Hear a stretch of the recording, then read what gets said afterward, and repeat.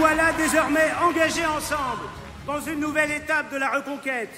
Quel immense bonheur de vous voir aujourd'hui si nombreux sous le dôme de Paris.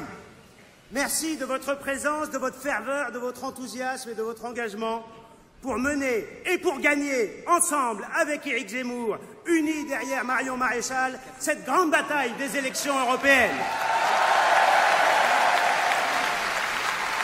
Aujourd'hui, mes chers amis, nous sommes là pour la France et pour les Français, bien sûr, comme toujours.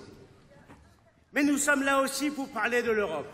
L'Europe, la vraie, celle qui nous est chère, cette civilisation magnifique qui fait la grandeur et la beauté de notre continent, le rayonnement de nos nations, la fierté de nos peuples.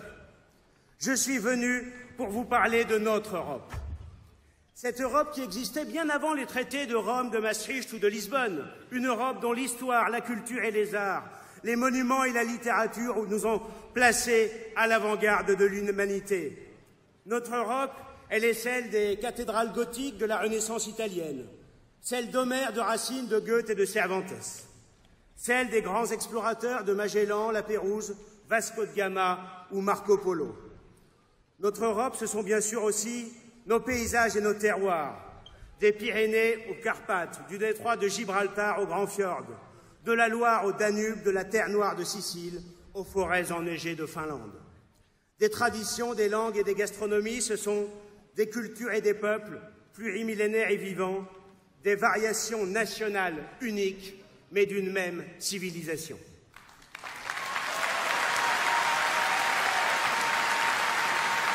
Une Europe, mes chers amis, qui s'est forgée dans les combats, dans les guerres, dans les épreuves et les sacrifices, dans la sueur et le sang versé de nos aïeux pour préserver et promouvoir cette civilisation magnifique, l'une des plus belles que la Terre ait portée et qui a su conquérir le monde. Mes chers amis, à l'heure où certains cherchent à nous complexer, à nous imposer l'autoflagellation permanente, le dénigrement systématique de ce que nous sommes et de ce à quoi nous sommes attachés, ayons conscience que nous sommes les héritiers d'une grande civilisation, une famille de peuples nourris par la raison grecque, par le droit romain et par la chrétienté.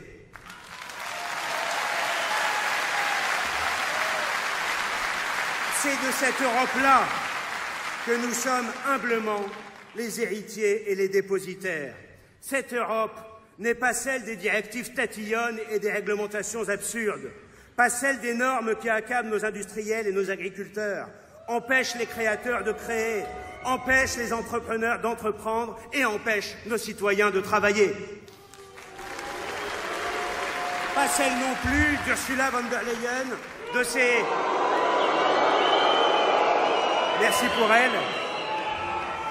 De ces 34 000 fonctionnaires confortablement installés dans leur bureau gris de Bruxelles et qui veulent leur imposer leur idéologie contre nos nations. Car von der Leyen est à l'Europe ce que le bourreau est à la victime. Elle est la parfaite incarnation des échecs et des errements actuels de l'Union européenne. Froid, insipide, technocratique, sans souffle ni saveur, sans espoir ni créativité. Un monstre bureaucratique organisant l'uniformisation, l'indifférenciation et l'impuissance, une machine à broyer les nations, les peuples et les identités. Depuis des décennies, la construction européenne est confisquée par l'alliance des socialistes, des macronistes et du PPE, dont les républicains font tristement partie. Ensemble, mes chers amis, ensemble, ils ont trahi l'idée européenne. Ensemble, ils se sont livrés à une inflation de taxes, de charges et maintenant d'impôts, faisant de l'Europe l'espace le plus réglementé, mais le moins protégé. Car les mêmes, ensemble, nous ont aussi imposé des accords de libre-échange qui ont tué hier notre industrie et menacent de tuer demain notre agriculture.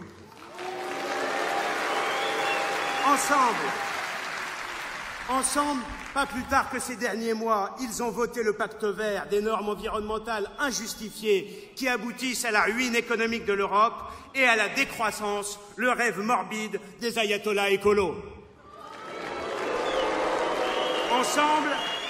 Ensemble toujours, ils ont livré l'Europe à la submersion migratoire, refusant de protéger réellement nos frontières et imposant, sous peine d'amende pour les États récalcitrants, la répartition obligatoire des migrants dans nos villes et nos campagnes. Ensemble, ils ont mené la guerre au gouvernement conservateur en Pologne et en Hongrie, coupables à leurs yeux de refuser la doxa bruxelloise de l'immigration bienfaitrice et du gouvernement des juges qui ne sont, eux, jamais responsables devant personne. Ensemble, aujourd'hui, ils veulent désormais construire un super État bruxellois et en finir avec les nations, les identités et les souverainetés. Eh bien, notre objectif, chers amis, notre objectif est ambitieux, mais il est atteignable. Sauver la France et retrouver la véritable Europe. C'est tout le sens de notre arrivée au sein du groupe des conservateurs et réformistes européens.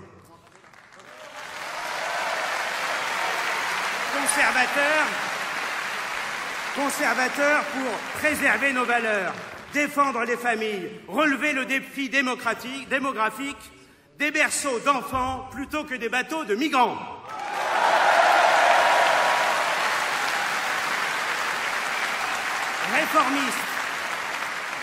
Réformistes pour une Europe enfin démocratique. La Commission européenne ne doit plus être un organe de pouvoir, mais un organe administratif. Elle ne doit plus être l'exécutif, elle doit être l'exécutant.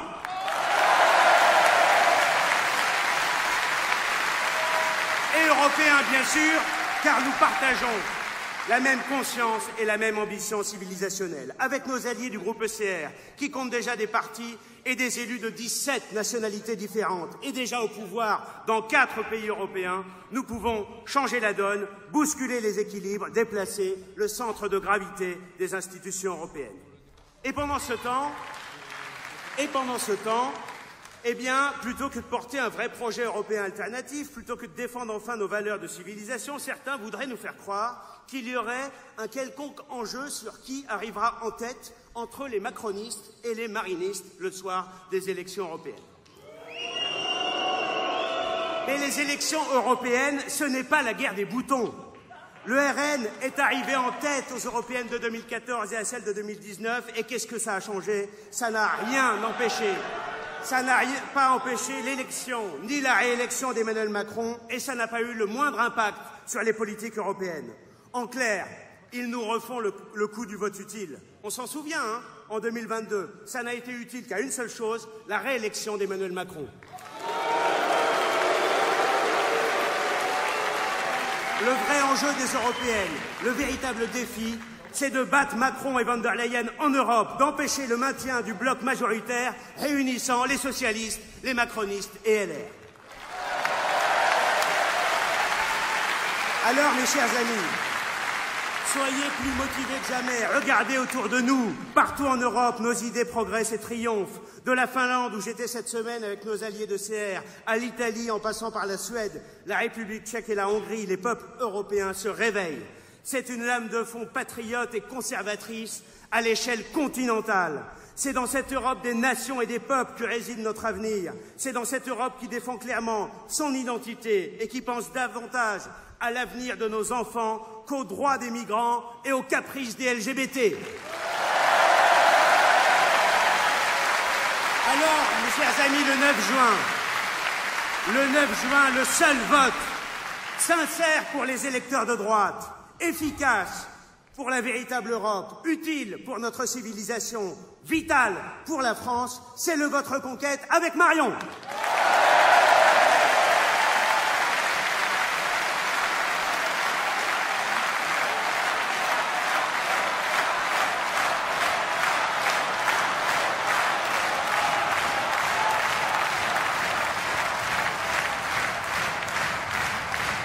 Mes chers amis, il a été, pendant de nombreuses années, maire de Terracina, grande ville du littoral italien située entre Rome et Naples. Il est le coprésident du groupe ECR au Parlement européen, fort de près de 70 députés et sans doute beaucoup plus dans 3 mois. Il nous a accueillis il y a quelques semaines au sein de cette belle et grande alliance européenne et je tiens devant vous tous à lui exprimer ma gratitude, mes remerciements et mon amitié. Je suis heureux de céder la parole à Nicolas Procaccini.